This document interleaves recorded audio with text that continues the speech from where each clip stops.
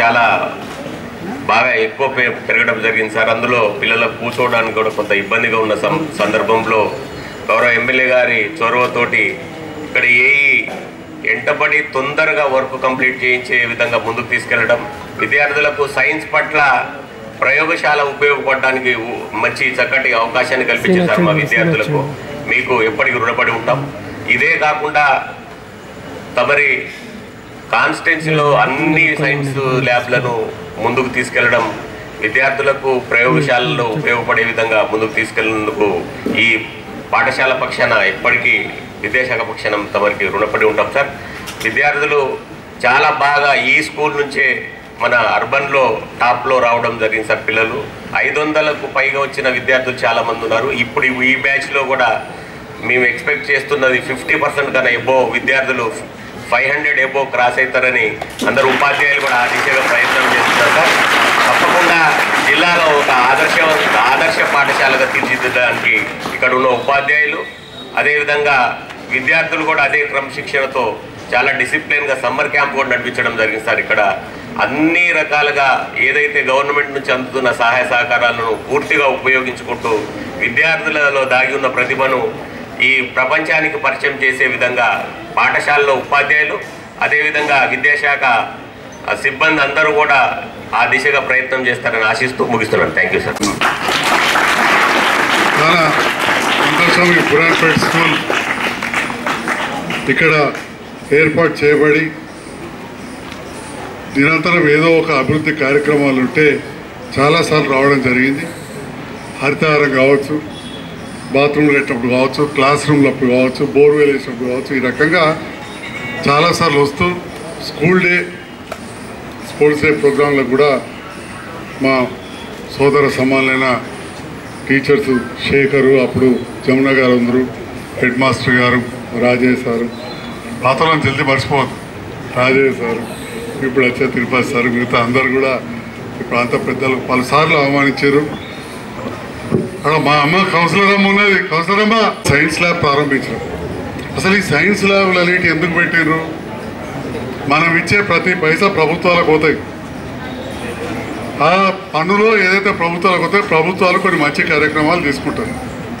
దాంట్లో భాగంగా తెలంగాణ రాష్ట్ర ప్రభుత్వం, కేంద్ర ప్రభుత్వం కలిసి స్కూళ్ళలో కూడా సైన్స్ ల్యాబ్లు పెట్టాలి. సైన్స్ అనేదే మన దేశ అభివృద్ధికి రేపటి నాడు మూలం, ఈరోజు మూలం.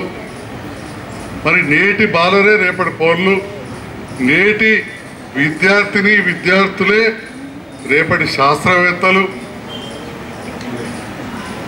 మరి అలాంటి మిమ్మల్ని శాస్త్రవేత్తలు చేయాలి. Made in India, make in India అనే నిదానంతో గౌరవ ప్రధానమంత్రి గారు కావచ్చు, రైజింగ్ తెలంగాణ అనే నినాదంతో గౌరవ ముఖ్యమంత్రి రేవంత్ రెడ్డి గారు, స్వయాన విద్యాశాఖ మంత్రి, వీటన్నిటిని కూడా తీసుకొని ఈరోజు ఈ సైన్స్ ల్యాబ్లు ఏర్పాటు చేయడం జరుగుతుంది. మనం చాలా సైన్స్ ల్యాబ్లు ఈ మధ్యలో ప్రారంభించుకున్నాం, ఇంకా ప్రారంభించుకోబోతా ఉన్నాం. మన మండలంలో చలిగల్, అంతర్గామ, అక్కడ కూడా మా తమ్ముడు ధనంజయ్ ఏఈ గారు ప్రత్యేకమైన శ్రద్ధ పెట్టి వాటిని కూడా పని నడిపిస్తూ ఉన్నారు. జగిత్యాల నియోజకవర్గానికి పేద పిల్లలు, ముఖ్యంగా అమ్మాయిలు, ఇండ్లు కూడా లేని వాళ్ళు, వసతులు లేని వాళ్ళ కోసం కస్తూర్బా స్కూల్స్ ఉంటే ఉప్పాడిలో మొన్న 4 కోట్లు అదనంగా తెచ్చి బ్రహ్మాండంగా కొత్త బిల్డింగ్ కూడా కడుతున్నామని చెప్పి ఈ సందర్భంగా తెలియజేస్తారు. అదేవిధంగా గుట్టవతల మారుమూల గ్రామాలు ఉంటాయి మనకు. అక్కడ అమ్మాయిలకు సారంగాపూర్ రావాలి, జైత్యాల రావాలంటే కష్టం ఉంటే అక్కడ కూడా కస్తూర్బా పాఠశాల మంజూరు చేస్తే మన డిఓ గారు, ఎంఈఓ గారు ప్రత్యేకమైన శ్రద్ధ పెట్టి అక్కడ ఒక రెంట్ బిల్డింగ్ తీసుకొని అక్కడ స్టార్ట్ చేయించాం. అంటే ఈ రకంగా మన ప్రాంతంలో విద్య ముందుకు పోవాలని చెప్పి కార్యక్రమాలన్నీ కూడా తీసుకుంటా ఉన్నాం. ఎంత గొప్ప దినం అంటే నేను వాస్తవానికి ఉంటుంది అనుకున్నాను. నేను ఈరోజు భారతదేశానికే వన్నె తెచ్చిన ఒక గొప్ప శాస్త్రవేత్త, దేశ భద్రత కోసం ఎన్నో ఆయుధాలను కావచ్చు, వివిధ పరికరాలు, వైద్యానికి సంబంధించిన పరికరాలు కూడా డిఆర్డిఓ ద్వారా పరిశోధన సాధించి దేశానికి ఇచ్చిన గొప్ప వ్యక్తి మన మాజీ రాష్ట్రపతి స్వర్గీయ అబ్దుల్ కలాం గారి జయంతి రోజు ఈరోజు ప్రారంభించుకుంటున్నందుకు ఎంతో సంతోషంగా ఉన్నదని చెప్పి ఈ సందర్భంలో వారు చేసిన సేవలకు అందరం కూడా నివాళులు అర్పిస్తూ మరి వారి చూపెట్టిన మార్గంలో యువత నడవాలి. ఏం చెప్పేవారు అబ్దుల్ కలాం గారు? కళలు కనండి, ఆ కళలను సాకారం చేసుకోండి అని చెప్పేవారు. నేటి బాలలు ఏం కళలు కనాలి? సినిమాలో చూసి వచ్చినవి కాదు, టీవీలలో చూసిన ముచ్చట్లు కాదు. రాకెట్ ఎట్లా తయారు చేద్దాం, అంతరిక్షానికి ఎట్లా పోదాం, లేకపోతే పెద్ద డాక్టర్ అయితే దానికి ఏం చేద్దాం, మంచి టీచర్ అయితే ఎట్లా చదువు చెప్దాం, అది కూడా గొప్పదే. ఇంకా రకరకాలుగా కెమెరాలు చూస్తూ ఉంటారు రోజు. అసలు కెమెరా ఎట్లా పనిచేస్తుంది, ఇంతకంటే మంచి కెమెరా నేను ఫ్యూచర్లో శాస్త్రవేత్తలకి తయారు చేయాలి. కొరియా వాడు శాంసంగ్ ఏంది, జపాన్ వాడు ఇంకోటి ఏంది, మనం ఇండియాలో తయారు చేయాలి. ఇప్పటికెళ్ళి మీరు ఆలోచన చేయాలి.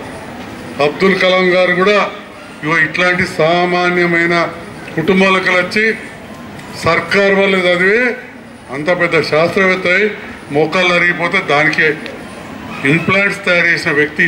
తక్కువ ధరకు ప్రతిదీ విదేశాలకు వెళ్ళి తెస్తుంటే విదేశాలలో కాదు మన దగ్గర తయారు చేయాలని. గుండెపోటు వస్తే ఆ గుండెకు అమర్చాల్సిన స్టంట్లు తయారు చేసి ఇచ్చిన వ్యక్తి.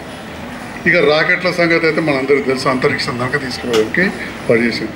సో రేపటి పౌరులు ఈ విధంగా కావాలి బాలబాలికలు అని చెప్పి మరొకసారి మీ అందరికీ ఈ వేదికపై ఉన్న వేదిక ముందున్న అందరి పక్షాన శుభాభివందన తెలియజేస్తూ మంచి కార్యక్రమాన్ని వెనకాల పడి చేయించిన శేఖర్ సార్కు, మిగతా అధ్యాపకులు సహకరించిన, ఎందుకంటే మీ అందరు మిగతా టీచర్ల సహకారం లేకపోతే కూడా శేఖర్ చేయకపో అందరి సహకారంతో చేసినందుకు హృదయపూర్వక ధన్యవాదాలు. Thank you.